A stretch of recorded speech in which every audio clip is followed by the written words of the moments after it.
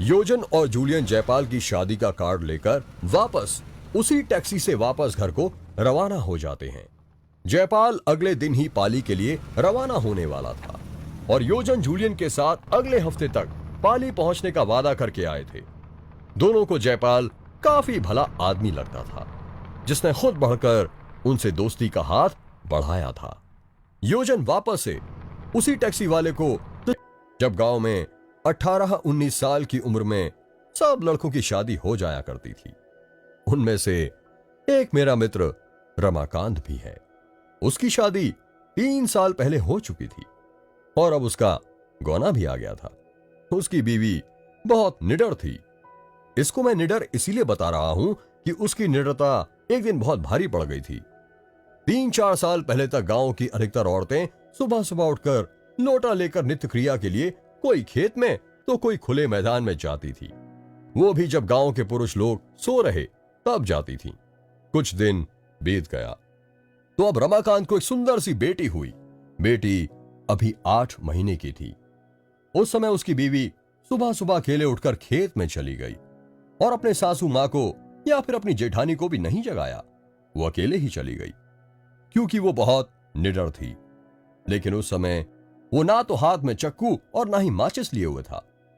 जिस घर को बच्चा पैदा होता उसके 1 साल तक उस घर की औरत को बाहर अकेले नहीं भेजा जाता, वो भी सुबह सुबह बिना किसी को साथ लिए, क्योंकि उस औरत पे भूत प्रेत इन लोगों का साया जल्दी पड़ता है।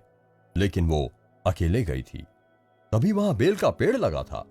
उस पर एक चुड़ैल घूम रही थी जो उसके साथ नहीं आना चाहती थी, लेकिन फिर भी वो आ गई। जब रमाकांत की औरत खेत से आई तो लोटा फेंक कर पलंग पर बैठकर गाना गाने लगी। बगल में ही खाट पर लेटी हुई उसकी बच्ची जोर जोर से रो रही थी, लेकिन वो तो गाने में व्यस्त थी, इसलिए उसे सुनाई नहीं दिया। इतना देखकर रमाकांत चिल्लाने लगा कि बेटी को उठाओ, क्या तुम्हें सुनाई नहीं दे रहा कि वो रो रही है? फिर भी बीवी ने जवाब नहीं दिया। तब तक रमाकांत की भाभी आ गई और वो समझ गई कि ये कौन है और रमाकांत को इशारा किया कि जाओ दादाजी को बुला लाओ। इतना सुनते ही रमाकांत समझ गया कि मेरी बीवी के ऊपर कोई चुड़ैल का साया है। तभी भाभी ने दादाजी का नाम लिया। तब तो रमाकांत पलंग पर बैठकर दादागिरी झाड़ने लगा और बोला कि तुम कौन हो, यहां पर क्यों आई हो, क्या तुम मुझसे शादी करना चाहती हो? तब तक गांव की कुछ औरतें और कुछ पुरुष मजा लेने के लिए इकट्ठा हो गए। चुड़ैल ने कहा कि मुझ में तुम्हें क्यों दिलचस्पी हो रही है, क्यों मुझसे शादी करने के लिए आतुर हो? तो रमाकांत झट से बोला कि मैं कुछ काम धंधा तो करता नहीं, लेकिन अगर तुम साथ रहोगी तो धन दौलत लाती रहोगी। चुड़ैल ने हंसकर बोला, ऐसा कुछ नहीं होता, हमारे में भी कोई ना कोई मुखिया जरूर रहता है जो धन दौलत की रखवाली करता है। तुम चाहो तो हमारी दुनिया में चलो, तब मैं तुम्हें सब कुछ दूंगी, पर अभी नहीं, क्योंकि तुम जीवित हो। रमाकांत समझ गया कि अब मेरे हाथ कुछ नहीं आने वाला है। तो उसने बोला कि ब्राह्मण परिवार में आते हुए तुम्हें डर नहीं लगा? और नीचे बैठे हुए सब लोग मजे लेते हंस रहे थे। तब तक दादाजी भी आ गए और बोला कि यहां से सब लोग हट जाओ और अपने अपने घर जाओ।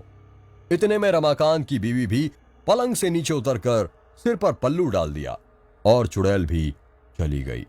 तब रमाकांत मन ही मन बड़बड़ाने लगा कि इनको भी अभी आना था, अगर थोड़ी देर बाद आते तो क्या पता मैं भी मालामाल हो जाता। लेकिन बेचारा रमाकांत बहुत दुखी हो गया। ये सुनकर तो जूलियन और योजन काफी देर तक हंसते रहते हैं। आप काफी मजेदार आदमी हैं, योजन ने जवाब दिया। जी धन्यवाद, वैसे एक और बात है, ड्राइवर ने कहा। हाँ जी बताइए, जूलियन ने मुस्कुराते हुए कहा। यह कहानी मुझे मेरी मां ने सुनाई थी। मेरी मां एक छोटे से शहर से संबंध रखती है और ऐसा माना जाता है कि उस गांव में कुछ बुरी शक्तियां भी वास करती हैं। ऐसी ही एक बुरी आत्मा से सामना हुआ मेरे नाना जी का। वो चुड़ैल थी, खुले बालों और सफेद भयानक चेहरे वाली चुड़ैल। मरने के बाद भी जिंदा है वो। ठंड का समय था, शहर में घना कोहरा छाया हुआ था। मेरे नाना एक बड़े अधिकारी थे। रोज की तरह उस दिन जब मेरे नाना अपना काम खत्म कर दफ्तर से घर की ओर जाने लगे तो रास्ते में पड़ने वाले बाजार से वो कुछ सामान लेने के लिए रुके। उनके बाकी साथी आगे चले गए और वो पीछे छूट गए। सामान लेते लेते उन्हें टाइम का पता ही नहीं चला और जब नाना जी ने अपनी घड़ी देखी तो टाइम देखकर उन्हें लगा कि आज घर पहुंचने में बहुत देर हो जाएगी। उन्होंने सोचा जंगल के रास्ते अगर जाऊं तो जल्दी पहुंच जाऊंगा, इसलिए उन्होंने जंगल की ओर गाड़ी घुमा ली। काफी अंधेरा हो गया था। नाना जी तेज गति के साथ गाड़ी चला रहे थे, लेकिन उनकी गाड़ी के आगे औरत आ गई। उन्हें झटके से ब्रेक मारनी पड़ी। जो औरत गाड़ी के सामने आई थी वो तेज तेज रो रही थी। नाना जी को लगा कि वो जरूर किसी मजदूर की पत्नी होगी जो रास्ता भटक गई है। रास्ता सुनसान था, इसीलिए उन्होंने सोचा कि इस महिला की मदद की जाए। उन्होंने उस औरत से पूछा कि वो यहां अकेले क्या कर रही है। उसने कोई जवाब नहीं दिया और जोर जोर से रोने लगी। ऐसा लग रहा था मानो सारा जंगल उसकी आवाज से गूंज रहा हो। नाना जी ने पूछा कि उसका घर कहां है, तो वो भी कुछ ना बोली। उसके ऊपर आत्मा का पहरा था। नाना जी ने उसे बोला कि तुम मेरे साथ मेरे घर चलो, सुबह तुम्हें तुम्हारे घर छोड़ दूंगा। वो नाना जी के साथ चलने के लिए तैयार हो गई और गाड़ी के पीछे वाली सीट पर बैठ गई। रीति रिवाज के कारण उसने अपने सिर पर घूंघट डाल रखा था, जिसकी वजह से उसका चेहरा छिपा हुआ था। गाड़ी पर सब नाना जी का इंतजार कर रहे थे। जैसे ही गाड़ी की आवाज आई, सब भागकर इकट्ठा हो गए। जब उस महिला के बारे में घर में पूछा गया तो नाना जी ने सारी कहानी बताई। नाना जी ने कहा आज खाना यहीं बना देगी, लेकिन मेरी मां को उस महिला पर शक हो गया। उन्हें लगा कि यह कोई चोर है जो घर का सामान चुरा कर भाग जाएगी। मां ने उसे रसोई में जाकर खाना बनाने को कहा। वो बिना कोई जवाब दिए वहां से चली गई। रसोई में से अजीब सी आवाजें आ रही थी। बस मरने के बाद हमें बचाने के लिए आई थी। रसोई में सारा सामान रखवाकर मेरी मां ने उसे कहा कि सब भूखे हैं, इसीलिए जल्दी खाना बना दे। उसे रसोई में भेज तो दिया, लेकिन मां का मन अभी भी शांत नहीं हुआ। 10 मिनट बाद मां रसोई में पहुंची तो देखा अभी वो थैले में से मछलियां निकाल रही थी। ये देखकर मां को गुस्सा आ गया।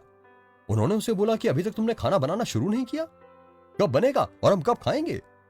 उस महिला का चेहरा अभी भी ढका हुआ था, इसीलिए किसी ने उसका चेहरा नहीं देखा था। मां उसका चेहरा देखने की कोशिश करती रही, लेकिन उन्हें उसकी झलक भी दिखाई नहीं दी।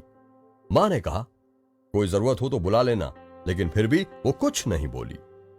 उन्हें लगा कि शायद अनजान लोगों से डर रही होगी। मां रसोई से चली गई, लेकिन जब 10 मिनट बाद वो फिर वापस आई तो रसोई का दृश्य देखकर मां डर गई।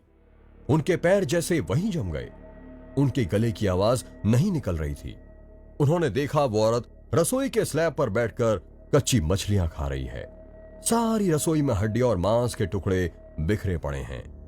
उसके सिर का घूंघट भी उतरा हुआ था। उसका चेहरा बेहद खौफनाक था। बाल बहुत बड़े और नाखून एकदम काले। वो मछलियां खाने में मगन थी, इसीलिए उसका ध्यान मां पर नहीं गया। मां भी चिल्लाई नहीं कि कहीं वो और ज्यादा खतरनाक ना हो जाए। मां ने एक थाल उठाया और वो चूल्हे में से जलता हुआ कोयला उठाकर उसकी तरफ दौड़ी। उसे आज भी वो औरत दिखाई देती है। कोयला उस चुड़ैल पर फेंक दिया।